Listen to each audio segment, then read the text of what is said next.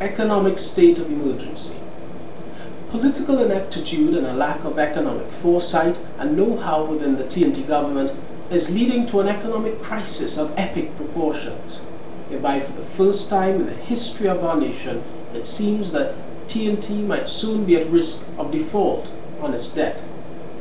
The government last week increased its borrowing limit by a total of $32 billion, which would bring our debt to $107.5 billion if they utilize the new limits.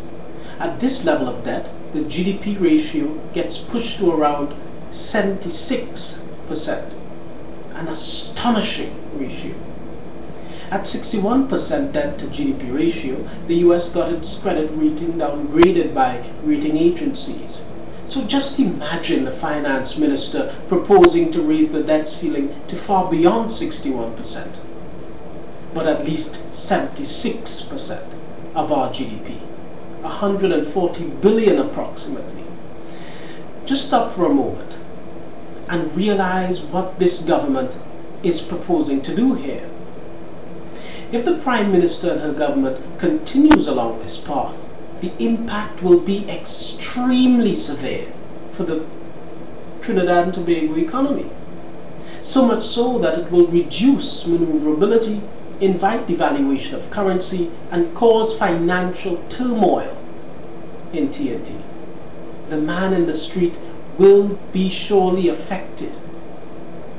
The last time Dukuran was finance minister under the ill-fated NAR coalition, he pursued all the same wrong economic paths PP are now following.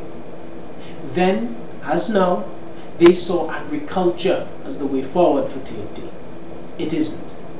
Last time they pinned their hopes on diversification. It didn't happen then, and left to the private sector in TNT, it won't happen again. Diversification is fair enough in theory, but in practice, we have a risk-averse business class more adept at running, at surviving on government contracts at home rather than competing efficiently overseas. Next thing they say is tourism. Anyone who understands the lack of service culture in TNT knows full well that will never happen. And incidentally, a state of emergency doesn't help. But it gets worse. On Wednesday of this week, the government is bringing 2 bills to Parliament in yet another of its feeble attempts to stuff CLICO policy holders when passed. This will push our debt burden up even further. We estimate it could increase the debt by a further $16 billion and push the debt ratio up even further to a calamitous total of $125 billion, equivalent to around 85% of GDP. Yes, you heard it right, 85% of GDP.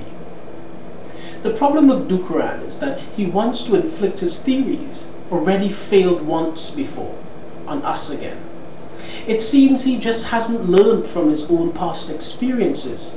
Increasing debt to pay down debt is a recipe for disaster, as every single failing economy in Europe and more recently the USA has recently illustrated. Why is it that the PP is so keen to join them? Bottom line, Dukuran is signing the PP's political death warrant. More importantly, pushing our debt to GDP ratio to 85%, when only the other week the great USA economy was downgraded at 61%, is going to lead our beloved country into the clutches of the IMF. We have been there before, led by this very incompetent Minister of Finance, and we should avoid a similar catastrophe occurring again. We know PP is fond of calling a state of emergency.